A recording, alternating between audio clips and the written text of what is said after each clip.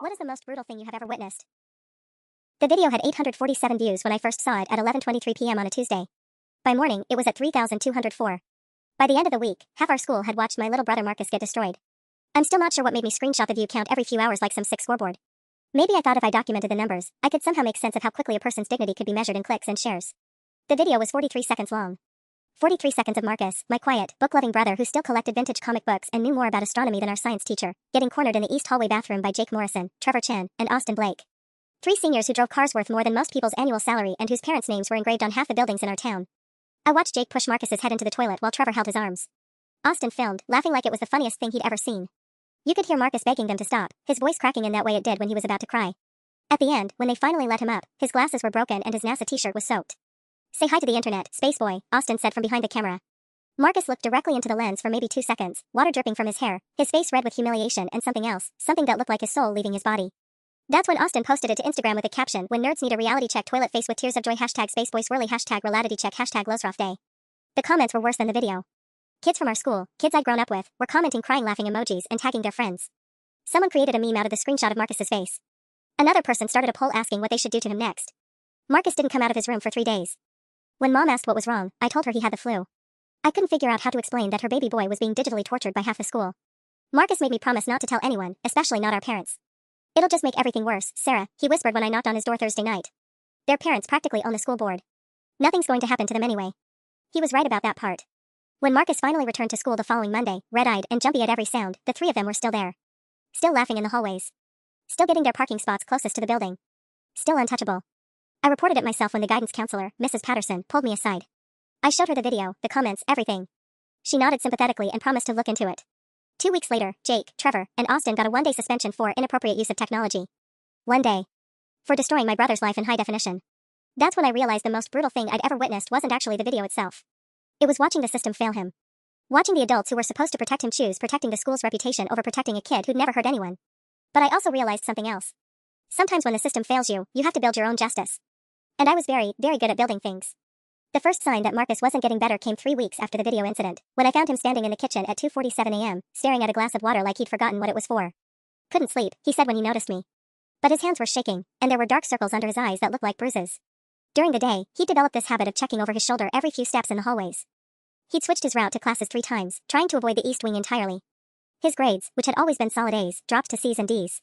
His teachers started sending emails home that Mom and Dad attributed to teenage stress. I knew better. I saw how he flinched every time someone's phone buzzed near him. How he stopped eating lunch in the cafeteria and instead hid in the library. How he'd started wearing hoodies with the hood up, even indoors, like he could make himself disappear. The worst part was watching Jake, Trevor, and Austin continue their reign like nothing had happened. Their 1-day suspension had been served on a Friday, basically a long weekend. Jake still wore his Letterman jacket like a badge of honor. Trevor still got called to the front of the class to receive his National Merit Scholarship certificate. Austin still had teachers laughing at his jokes. But I was watching them now. Really watching. And that's when I started to notice things. Like how Jake's locker combination was his girlfriend's birthday, 0814, because he was too lazy to memorize anything else. How Trevor had a habit of leaving his backpack unattended outside the gym during lacrosse practice. How Austin always parked in the same spot, the 3rd space from the left in the senior lot, because it was closest to his first period class. I noticed Trevor palming something small and white during lunch on Thursday, passing it to Madison Kelly under the table. Madison, whose parents were going through a messy divorce and who'd been looking increasingly strung out lately. When she went to the bathroom afterward, I followed and heard her on the phone. "Yeah, I got it. Same price as last time." I noticed Austin's phone was never locked, and how he'd scroll through photos during study hall that definitely weren't appropriate for school. Photos that looked like they'd been taken without permission, based on the angles and the fact that the girls in them seemed unaware they were being photographed. Most importantly, I noticed that Jake's English essays had started sounding suspiciously sophisticated. Too sophisticated for someone who'd asked me how to spell definitely sophomore year. When Mrs. Rodriguez handed back his paper on Macbeth with an A+ and a comment about his remarkable analysis of moral corruption, I knew something was off. That night, I created a new email account, truthteller2024@gmail.com. I wasn't sure yet what I was going to do with what I was learning. But Marcus had been right about one thing: their parents did practically own everything. Jake's dad was the largest real estate developer in the county. Trevor's mom sat on the school board and the city council.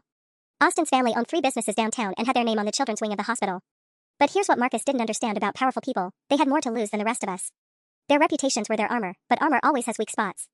And I was very good at finding weak spots. The second I opened that laptop and started my research, I felt something shift inside me. For the first time since watching that video, I wasn't helpless. I was hunting. The breakthrough came on a Wednesday during 5th period, when I should have been in AP history but instead was sitting in the library's computer lab, 3 terminals down from where Marcus hunched over his astronomy research like it could shield him from the world. Austin had made a mistake. A big one. I'd been tracking his photo uploads across different platforms for 2 weeks, using techniques I'd learned from a cybersecurity course I'd taken online last summer. What I found made my stomach turn, but also made my pulse race with something that felt dangerously close to excitement. He'd been taking pictures at parties. Lots of them. Girls who were clearly too drunk to consent to being photographed, caught in compromising positions or states of undress. But Austin was sloppy. His phone automatically backed up to a cloud account that he'd forgotten to make private. The same account he used for his school email. I had screenshots of everything within an hour. But that wasn't the worst part. The worst part was the group chat I'd managed to access through a security flaw in the school's Wi-Fi network. Austin, Jake, and Trevor had been rating the photos. Sharing them. Making comments that would make their college recruiters burn their applications on the spot. Trevor, Sarah Martinez from junior year, bathroom at Kevin's party. Didn't even know LMAO. Jake, bro, you're gonna get us all arrested. Austin, only if someone snitches. And who's gonna snitch? Smiling face with horns. The timestamp showed this conversation happened 2 days after they'd filmed Marcus. While he was still hiding in his room, afraid to show his face at school, they were joking about exploiting other people. I screenshot everything, my hands shaking with rage and adrenaline. That's when I noticed Marcus looking over at me from his table. His eyes met mine for a second, and I saw something there that made my chest tighten, a flicker of hope, like maybe he thought I was going to do something about this. Like maybe his big sister could fix it. I minimized my browser windows and walked over to him. How's the research going? I asked, sitting down next to him. It's fine. His voice was barely above a whisper. Sarah, can I ask you something? Anything. Do you think it gets better? Like, after high school? He wasn't looking at me, just staring at a picture of the Andromeda Galaxy on his screen. Do you think people stop being awful to each other? I wanted to lie. I wanted to tell him that yes, everything would be perfect once we graduated, that bullies magically disappeared at 18, that the world was fair and just and good. Instead, I said, I think some people stay awful forever. But I also think awful people usually get what's coming to them, one way or another. Not them, Marcus said, and I heard the defeat in his voice. People like that, they just keep winning. Their parents make sure of it. Marcus. I waited until he looked at me. What if I told you that wasn't true? What if I told you that sometimes people who seem untouchable aren't as protected as they think? He studied my face for a long moment. What do you mean? Before I could answer, my phone buzzed with a text from my best friend Jenna. Did you see? Jake Morrison just got early admission to Stanford. His mom posted about it on Facebook. There's gonna be a party this weekend to celebrate. I showed Marcus the text. His face went pale, then flushed red. See, he whispered. He destroys my life and gets rewarded for it. Nothing we do matters, Sarah. Nothing anyone does matters. That's when I made my decision. Marcus, I said quietly, what if I could prove you wrong? He looked at me with those tired, defeated eyes. How? I glanced around the library, making sure no one could hear us, then leaned closer. Trust me for 2 more weeks. Just 2 weeks. And if nothing changes, if they keep getting away with everything. I took a breath. Then we'll figure out something else. Together. For the first time in a month, Marcus almost smiled. Okay, he said. 2 weeks. I had no idea if 2 weeks would be enough. But I was about to find out exactly how much damage you could do when you stopped playing by their rules. That weekend, Jake Morrison's celebration party became my field research. I wasn't invited, obviously. But Jenna was dating Kevin Walsh, whose house backed up to the Morrison property, and their backyards connected through a gap in the fence that everyone pretended didn't exist. Getting in was easier than I'd expected, just a matter of timing my arrival with a group of juniors who looked like they belonged. The party was exactly what I'd anticipated, expensive liquor, designer clothes, and the kind of casual entitlement that comes with never facing real consequences. Jake held court on the back patio, his Stanford acceptance letter framed and propped up next to the beer pong table like a trophy. For years at Stanford, then law school, he was telling a circle of admirers. My dad says it's time to start thinking about my political future. Maybe mayor first, then who knows? I nursed a Coke in the corner and watched. Austin was already drunk at 9:15 p.m., his phone out, taking those pictures again. I saw him follow Emma Rodriguez toward the bathroom, camera ready. Trevor was dealing again. I counted 4 transactions in 30 minutes, small baggies passed with handshakes by the pool house. But the real gold mine came at 10:43 p.m., when Jake's girlfriend Stephanie Chen, Trevor's older sister, because of course, started crying in the kitchen. He's going to destroy everything, she sobbed into her phone. I positioned myself behind the island, pretending to scroll through my own phone while I listened. Mom, I can't tell Dad. You know what he'll do to Jake if he finds out. I recorded everything. The plagiarism thing was bad enough, but now there's money missing from the student council account, and Jake was the treasurer last semester. If Stanford finds out. Her voice broke. Trevor says we have to keep quiet, that family comes first, but Jake keeps making it worse. Student council funds. I made a mental note to check the publicly available budget reports. 20 minutes later, I had what I needed and slipped out through the same fence gap. By Sunday evening, I'd spent 12 hours cross-referencing financial records, matching timestamps from Austin's cloud backup, and building a timeline that made my head spin. Jake hadn't just plagiarized his English essays, he'd been buying them from a website called scholarlyservices.com for $200 each since junior year. His Macbeth analysis, his college application essays, even his National Honor Society application. All fake. The student council money was even better. $3,400 missing from the senior class trip fund, taken out in 6 transactions between October and December. All authorized by Jake's student ID, all during times when he should have been in class but was marked absent. Austin's photo collection had grown to 47 pictures across 6 different parties. 47 instances of what any lawyer would call illegal surveillance and potential sexual exploitation. And Trevor's dealing operation was more extensive than I'd realized. My research into his Venmo transactions, public by default, because Trevor was an idiot, showed payments with descriptions like lunch money winking face and study materials from 32 different students, including Madison Kelly, who'd been hospitalized for exhaustion the week before. I had enough evidence to destroy all three of them. But Monday morning brought a complication I hadn't anticipated. I found Marcus in the east hallway bathroom, the same one from the video, throwing up into the sink. His hands were shaking so badly he could barely turn on the faucet. "They're planning something," he whispered when he saw me. I heard Jake talking to Austin after first period. They said it was time for Swirly Part 2. "They're going to film it again, Sarah." "When?" "After school. They want me to meet them in the parking lot, said they have something of mine." He pulled out his phone with a cracked screen. "They took my astronomy textbook from my locker. The one Dad got me for Christmas." My 2-week timeline had just collapsed. "Marcus," I said carefully, "what if I told you that by tomorrow morning, they'd never bother you again?" He looked at me with desperate hope. "Tonight," I said. "Everything changes tonight." That night, I sent the first email at 11:47 p.m. The recipient was Dr. Patricia Williams, Stanford University's Director of Admissions. The subject line read, "Urgent, academic fraud concerning incoming freshman Jake Morrison." I'd crafted it carefully, posing as an anonymous concerned educator who'd discovered evidence of systematic cheating. Attached were screenshots of Jake's essays alongside the original purchased versions from scholarlyservices.com, complete with metadata showing the timestamps and payment confirmations I'd found in his email drafts folder. The side-by-side comparison was damning, entire paragraphs lifted word for word, arguments he couldn't have conceived, vocabulary he'd never demonstrated in 4 years of high school. The second email went to our local newspaper, the County Herald, at 12:15 a.m. Sarah Martinez, their education reporter, had been writing about corruption in local schools for months. The subject line, breaking, sexual exploitation and drug distribution at Wellington Prep. Austin's photo collection was attached, though I'd blurred the victims' faces while leaving timestamps and metadata intact. Along with it, I included Trevor's Venmo transaction history and a detailed breakdown of his sales operation, cross-referenced with hospitalization dates and disciplinary records I'd accessed through the school's poorly secured database. The third email was the most dangerous one. At 12:33 a.m., I contacted Detective Maria Santos at the county sheriff's office. My research had shown she specialized in cybercrime and had a reputation for actually following through on investigations involving minors. "Detective Santos," I wrote, "I am providing evidence of ongoing criminal activity by students at Wellington Preparatory School, including theft of public funds, distribution of controlled substances, and creation of non-consensual intimate imagery." I attached everything. The financial records showing Jake's theft from student council accounts. Screenshots of Trevor's drug deals with dates, amounts, and buyer information. Austin's entire photo archive with a detailed analysis of privacy law violations. By 1 a.m., I'd sent copies to the school board, the state education department, and the parents' employers. Jake's father's real estate license required maintaining good moral character. Having a son who stole public money and enabled sex crimes wouldn't look good to the state licensing board. Trevor's mother's city council position was up for election next year. Her campaign wouldn't survive revelations about her son dealing drugs to hospitalized teenagers. The beauty of the plan was its precision. Every piece of evidence was legitimate, obtained through their own carelessness and publicly available information. No hacking required, no laws broken on my part. Just meticulous documentation of their own crimes. I should have felt triumphant as I finally closed my laptop at 1:27 a.m. Justice was coming for them, swift and comprehensive. By morning, their perfect lives would start crumbling. Instead, I felt hollow. Because at 1:28 a.m., my phone buzzed with a text from an unknown number. "We know it was you, bitch. You think you're so smart? Your freaky little brother is going to pay for this tomorrow. What we did before was just practice." Smiling face with horns. A second message followed immediately, "Check your email." My blood turned to ice as I opened my inbox. There, sent from Austin's account, was a video file titled Sarah_Marcus_insurance.mp4. I clicked play with shaking fingers and watched security footage from the school's library computer lab. Me, researching their activities. Clear shots of my screen showing Austin's cloud account, Trevor's financial records, Jake's plagiarized essays. Timestamp after timestamp proving I'd been the one gathering evidence. But the worst part was the final 30 seconds of footage, Marcus looking over at me hopefully, our conversation captured in perfect clarity. His voice, asking if things get better. My response about awful people getting what's coming to them. Our agreement about 2 weeks. A third text arrived, funny thing about the school's new security system. Austin's dad installed it. Guess who has access to all the footage? Movie camera. The final message made my heart stop. "Delete everything and apologize publicly, or we release this tomorrow and blame everything on your psycho brother." His word against ours about who really sent those emails. Think anyone will believe the kid who already had a mental breakdown? Thinking face. I stared at my phone, hands trembling. They'd turned my own plan against me. And they were right about one thing, no one would believe Marcus over them. I sat frozen at my desk until 3:17 a.m., staring at those text messages and trying to figure out how everything had gone so wrong so fast. My carefully constructed plan was crumbling before it had even taken effect, and worse, they were going to frame Marcus for everything. But then I remembered something Austin had said in that group chat, only if someone snitches. And who's gonna snitch? They were panicking.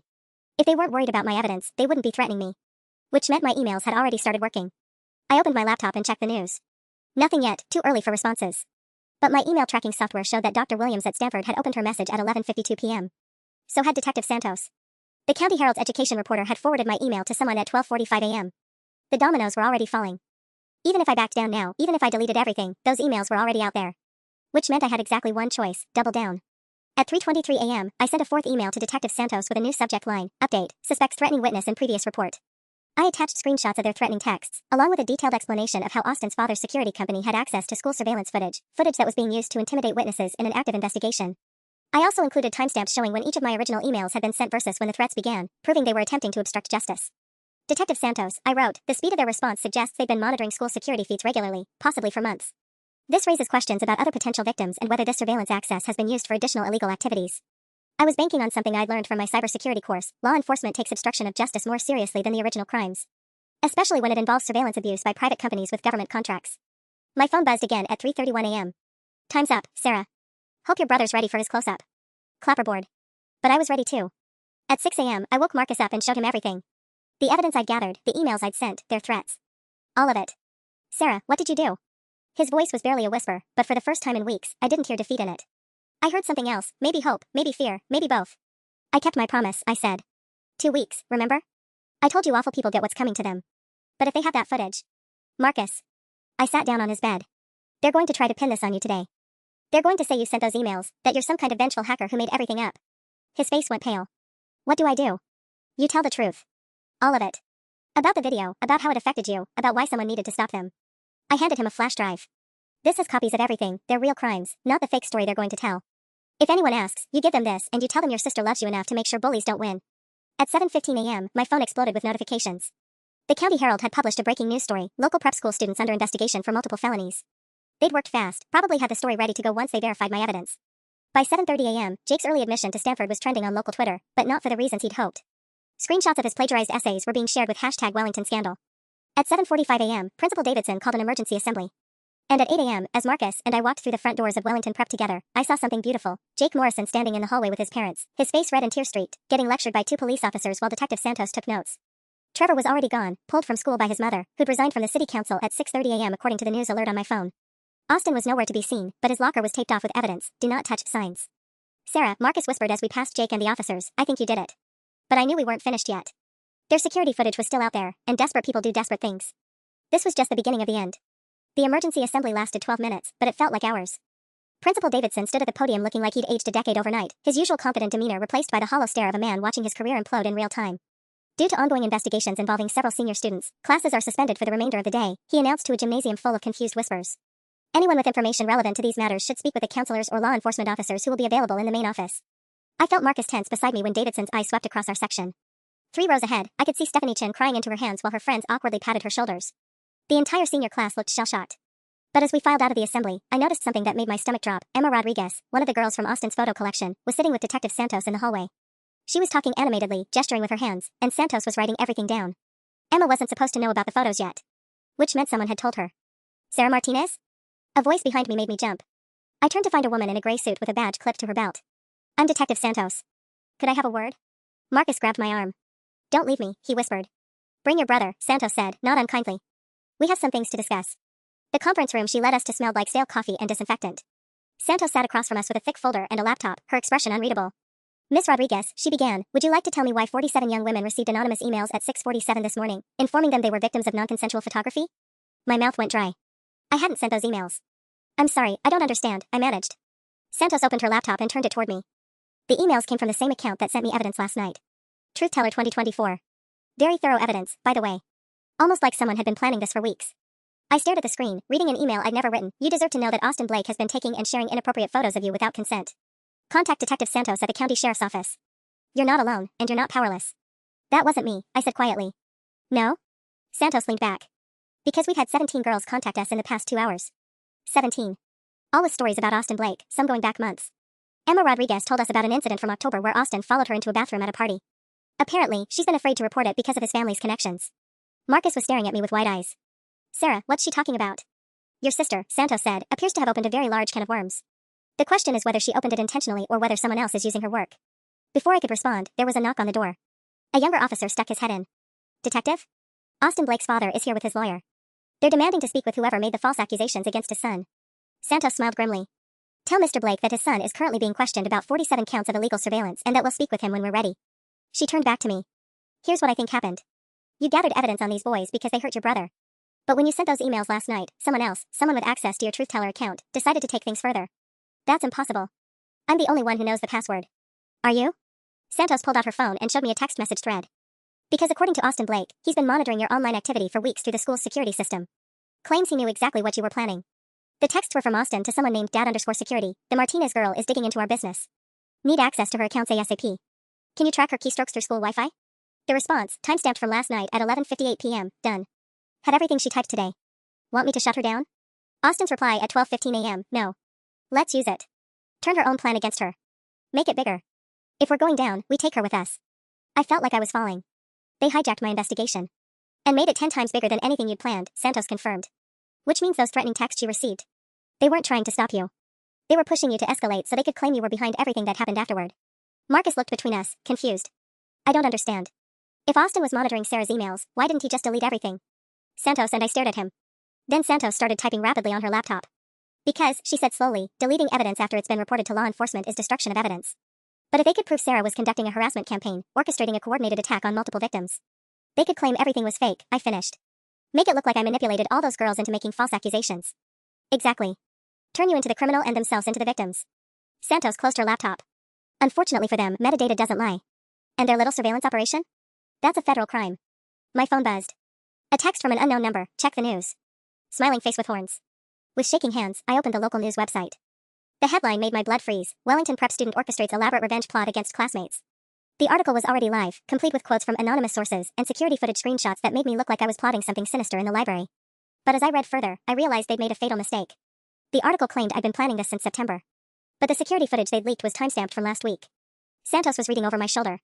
Well, she said with satisfaction, they just handed us proof of their surveillance operation and evidence tampering in one convenient package. What happens now?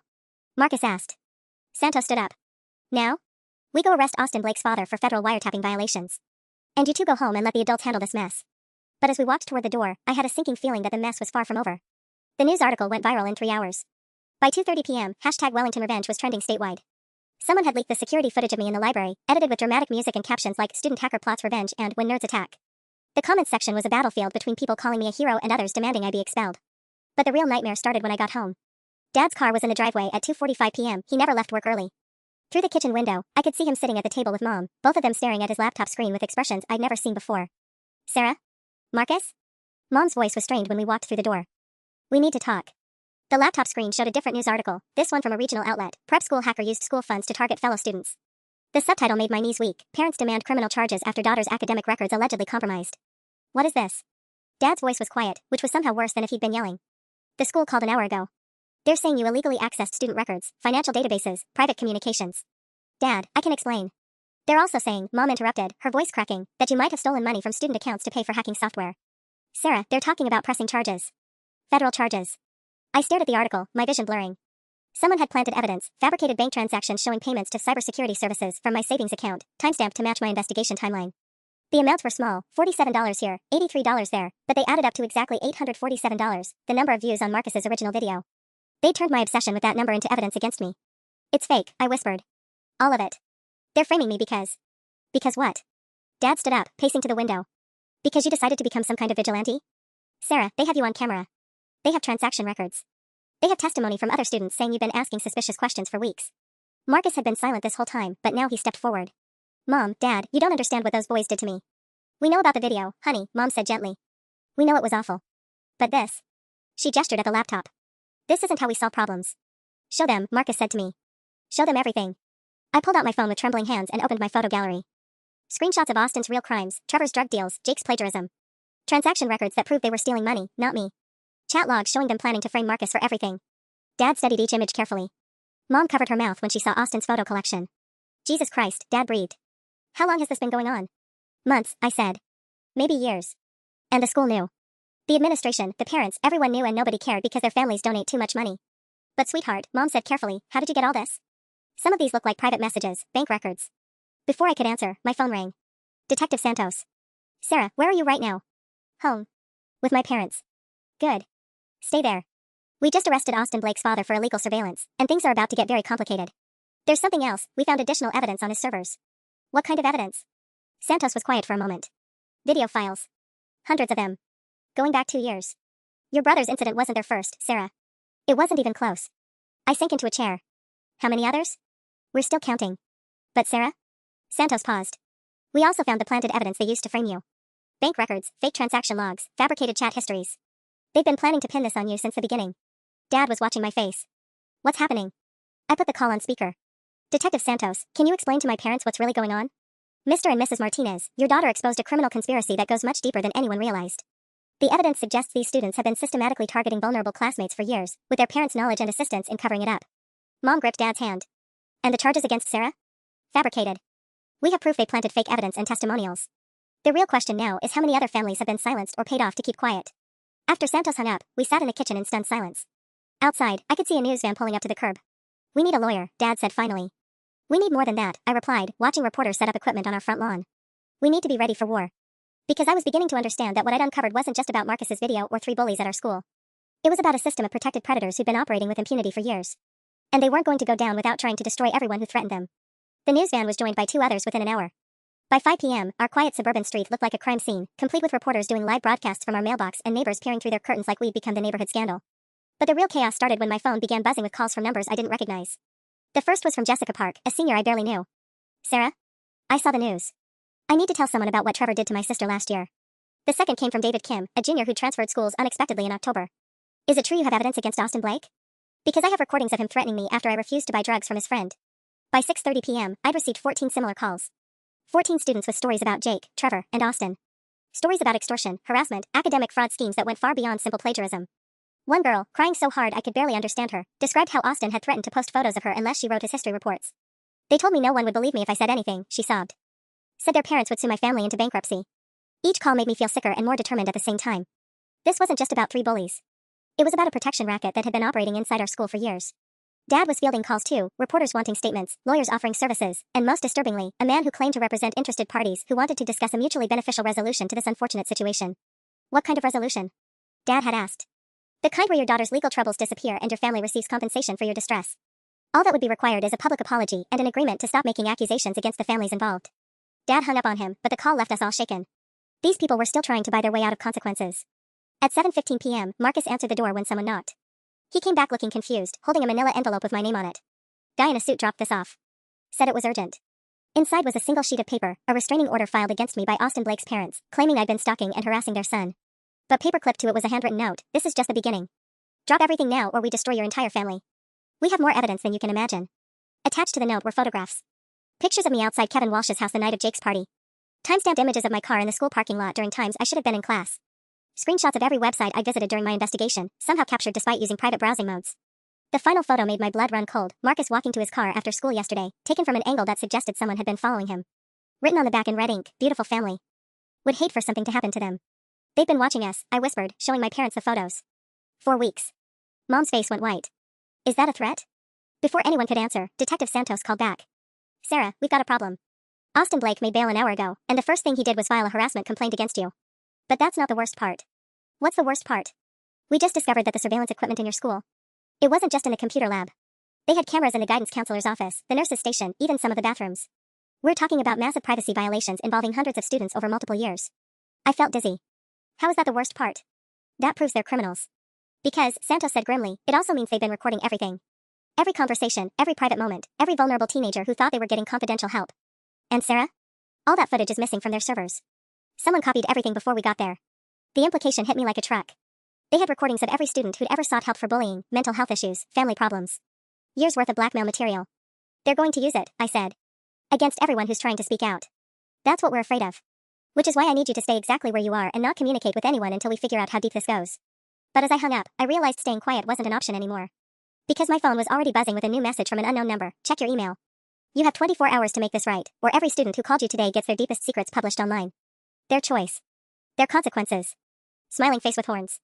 The email arrived at exactly 8 p.m., as if they'd set a timer for maximum psychological impact. The subject line read, Your New Friend's Greatest Hits, Preview Edition. I opened it with shaking hands while my parents watched the news coverage of our situation in the living room.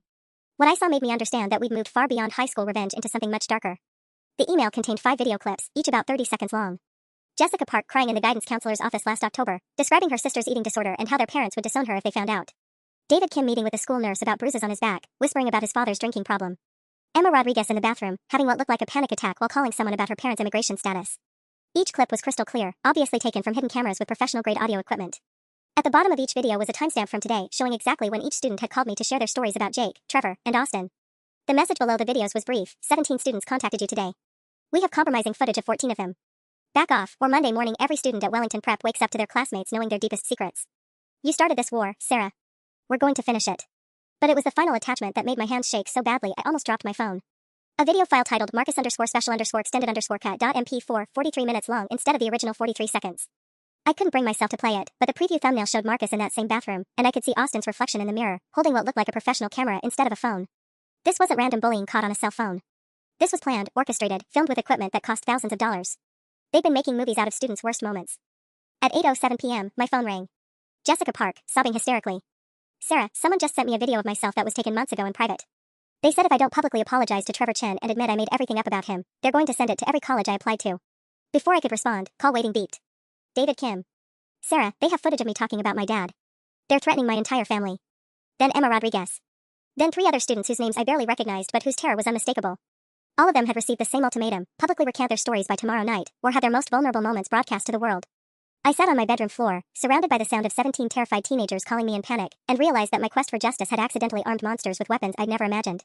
At 8:23 p.m., I made a decision that would either save everyone or destroy us all. I called Detective Santos. They're blackmailing witnesses, I said without preamble. All of them. Using surveillance footage from the school. Sarah, slow down. No, you don't understand. They filmed Marcus for 43 minutes, not 43 seconds. This wasn't bullying, it was content creation. They'd been making torture films and using them to control students for years. There was silence on Santos's end for so long I thought the call had dropped. Finally, how many students are being threatened right now? 17 that I know of. Maybe more. Forward me everything they sent you. And Sarah? Don't respond to them. Don't negotiate. We're about to turn this into a federal case. But I knew it was already too late for half measures. They weren't just destroying evidence anymore, they were destroying people. At 9:47 p.m., while 17 terrified students were trying to figure out how to survive until Monday, I discovered something that changed everything. I was forwarding the blackmail videos to Detective Santos when I noticed something in the metadata that made my breath catch. The files weren't just recorded on professional equipment, they were edited on professional equipment. Equipment that required expensive software and serious technical knowledge. More importantly, the digital signatures showed they'd been processed on a computer registered to Morrison Development LLC, Jake's father's real estate company. This wasn't just 3 high school bullies with access to security cameras. This was a family business. I called Santos back immediately. I found something. The videos they're using to blackmail everyone? They were edited on Jake Morrison's father's business computers. What kind of editing? I pulled up the technical details, my cybersecurity training finally proving useful for something other than revenge. Color correction, audio enhancement, file compression for easy distribution. Someone spent hours making these look professional. And Detective Santos? Some of these files have creation dates going back 2 years. Jesus. How many files are we talking about? I checked the folder structure visible in the metadata. My stomach dropped. The file path shows this is folder 247 out of 1,156. They've been doing this to over 1,000 students. The silence on Santos's end stretched so long I checked to make sure the call hadn't dropped. Detective? Sarah, I need you to listen carefully. What you just found constitutes evidence of a massive federal crime. We're not just talking about local bullying anymore, this is organized exploitation of minors, possibly human trafficking if they were distributing these videos. What do I do about the students being threatened tonight? Nothing. Don't contact them, don't respond to any more messages. We're going to handle this at the federal level now. But at 10:15 p.m., my phone buzzed with a message that made waiting impossible. Final offer, Sarah. You have 1 hour to post a public apology on social media admitting you made everything up, or we release everything we have on everyone. Including some very interesting footage of guidance counselor sessions about suicide attempts.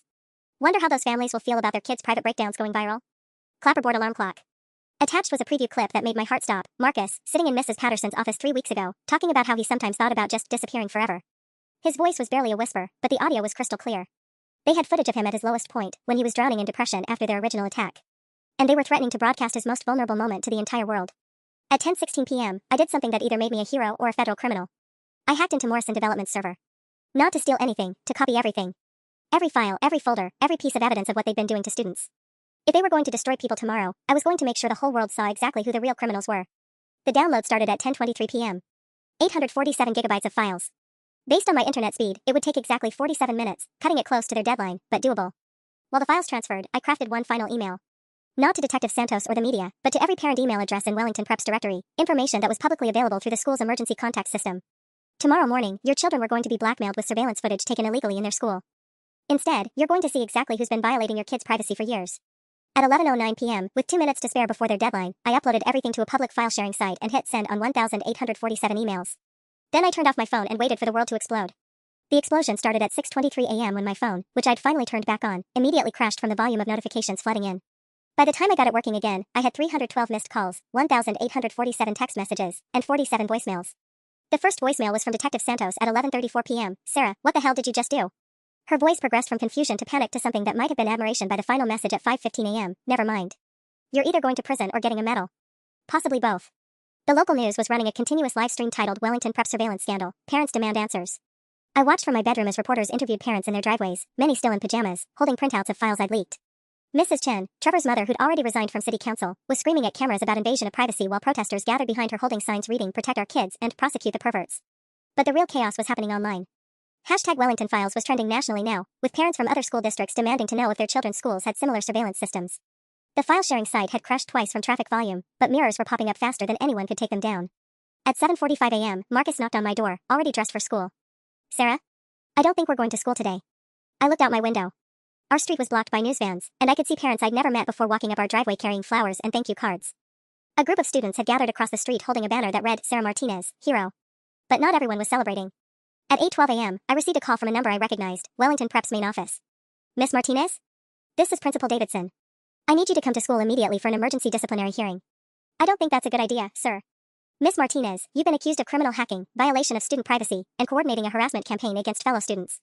The Morrison, Chen, and Blake families are demanding your immediate expulsion and criminal prosecution." I almost laughed. "Sir, have you seen the news this morning? The school board is convening an emergency session at 10 a.m. to discuss your status as a student. If you don't appear, we'll consider that an admission of guilt." After I hung up, Dad appeared in my doorway holding his laptop with a grim expression. "Sweetheart, we need to talk. Jake Morrison's father just released a statement claiming you stole proprietary security footage and manipulated it to frame his son. The statement was live on the Morrison Development website. Our family is devastated by the malicious cyber attack perpetrated by a troubled student seeking revenge against our son. The footage in question was taken out of context and edited to create false narratives. We will pursue all legal remedies against this criminal harassment campaign." But scrolling through the comments below, I saw something that made me smile for the first time in hours. Parents weren't buying it. My daughter was in one of those edited videos, and she never gave permission to be recorded. How do you explain the professional editing equipment and the 1000 plus student files? Your security system recorded children in bathrooms. That's not protection, it's predation. At 9:30 a.m., Detective Santos called with an update that changed everything. "Sarah, we've been analyzing the files you leaked all night. We found evidence of financial transactions. They weren't just making these videos for blackmail. They were selling them." My stomach dropped. Selling them to who? We're still tracing the buyers, but we've identified at least 47 transactions over the past 18 months. Sarah, this wasn't just school bullying. This was commercial exploitation of minors. The disciplinary hearing was scheduled for 10 a.m., but I had a feeling Principal Davidson was about to have bigger problems than deciding my academic fate. Because at 9:47 a.m., I watched 3 FBI vehicles pull into Wellington Prep's parking lot. The war I'd started was about to become a federal investigation. The FBI raid happened during third period, which meant I watched it unfold on live television from our kitchen table while eating cereal and fielding calls from reporters who'd somehow gotten our home number. Agent Rebecca Torres, the lead investigator according to the news channel, stood at a podium outside Wellington Prep at 11:23 a.m. and delivered a statement that made my spoon clatter against my bowl. Based on evidence obtained through an ongoing investigation, the Federal Bureau of Investigation has executed search warrants at Wellington Preparatory School, Morrison Development LLC, Chin Security Systems, and Blake Industries. We are investigating allegations of commercial exploitation of minors, wire fraud, and violations of federal privacy laws. The camera panned to show students being evacuated from the building while agents carried out boxes of equipment. I spotted Principal Davidson standing by his car, talking rapidly on his phone with the expression of a man watching his pension evaporate. But the real bombshell came at 11:31 a.m., when Agent Torres answered a reporter's question about the scope of the investigation. "We have evidence suggesting this operation extended beyond Wellington Prep to at least 14 other private schools across 3 states. The individuals involved appear to have been operating a sophisticated network for the production and distribution of exploitative content involving minors. 14 schools. 3 states. This wasn't just about 3 bullies in my small town, it was a multi-state criminal enterprise that I'd accidentally exposed by trying to get justice for my brother." My phone rang at 11:35 a.m. "Detective Santos. Sarah, Agent Torres wants to speak with you today. You're not in trouble, you're a witness. But she needs to understand exactly how you uncovered this and what evidence you have that we might not have found yet." "What about the disciplinary hearing?" Santos actually laughed. "Wellington Prep is closed indefinitely pending federal investigation. Principal Davidson is lucky if his biggest problem today is a disciplinary hearing. We found surveillance equipment in his office too." At 12:47 p.m., while I was getting ready to meet with the FBI, Marcus burst into my room with his laptop, his face flushed with excitement for the first time in months. "Sarah, you need to see this. Remember Emma Rodriguez? She just posted something on Instagram." The post was a picture of Emma standing outside Wellington Prep with 17 other students I recognized, every single student who'd called me with their stories. The caption made my throat tight. Sarah Martinez risked everything to expose the people who've been terrorizing students for years. While we were too scared to speak up, she spoke up for us. The surveillance videos they threatened us with were never about keeping us safe, they were about keeping us silent. Thank you, Sarah, for proving that sometimes one person really can make a difference. Hashtag Wellington Files, hashtag Truth-teller, hashtag Sarah Martinez Hero. The post had 1,247 likes in 23 minutes, and the comments were flooding in from students at other schools sharing their own stories about suspicious surveillance systems and administrators who seemed to know too much about students' private lives. "Marcus," I said quietly, "are you okay with all this?" "With what I did?" He was quiet for a moment, staring at Emma's post. Then he looked up at me with clear eyes, the first time I'd seen him look truly present since the original video. Sarah, for weeks I thought I was crazy for being so affected by what they did. I thought maybe I was overreacting, maybe I should just get over it. He gestured at his laptop. Now I know they were filming me for 43 minutes. They were editing it, enhancing it, maybe even selling it. You didn't overreact to bullying, Sarah. You exposed predators. At 1:15 p.m., Agent Torres called personally. Miss Martinez? We found something in Jake Morrison's father's files that changes everything. Can you come in now? And bring your brother, we think he might be able to identify additional victims from footage we've recovered. As we drove to the FBI field office, Marcus reached over and squeezed my hand. Whatever happens next, he said, I'm proud of you. But I had a feeling the hardest part was just beginning. The FBI field office smelled like burnt coffee and industrial carpet, nothing like the sleek government buildings you see in movies. Agent Torres met us in a conference room with floor-to-ceiling windows and a table covered in laptops, file folders, and what looked like evidence bags containing computer equipment. Sarah, Marcus, she said, shaking our hands with a kind of firm grip that suggested she'd handled much worse situations than teenage surveillance scandals. Thank you for coming in. What we've discovered in the past 18 hours has expanded this investigation considerably. She opened a laptop and turned it toward us. We've been analyzing the financial records from Morrison Development servers. In the past 2 years, they've received payments totaling $847,000 from something called Premium Educational Content LLC. The number hit me like ice water. $847,000, exactly 1,000 times the view count that had started my obsession with Marcus's video. What kind of content were they selling for that much money? I asked, though I dreaded the answer. That's what we're trying to determine. The buyers appear to be individuals and organizations across multiple countries. Some payments came from offshore accounts we're still tracing. Agent Torres pulled up another screen. But here's what's particularly disturbing, the content wasn't just surveillance footage. They were staging scenarios. Marcus went very still beside me. What do you mean, staging? We found scripts in Jake Morrison's father's files. Detailed plans for creating situations that would provoke emotional responses from specific students. They knew which students had anxiety issues, family problems, academic struggles. They were deliberately triggering breakdowns and filming the results. I felt sick. The day they filmed Marcus, that wasn't random bullying. No. We found a planning document dated 3 days before the incident. They'd researched your brother's interests, identified his vulnerabilities, and planned the entire encounter to maximize trauma. The bathroom location was chosen specifically because the acoustics would capture audio clearly. Marcus's hand was shaking on the table. They planned to destroy me. Agent Torres leaned forward. Marcus, I need to ask you some difficult questions about that day. Can you walk me through everything that happened, including the parts that weren't in the video?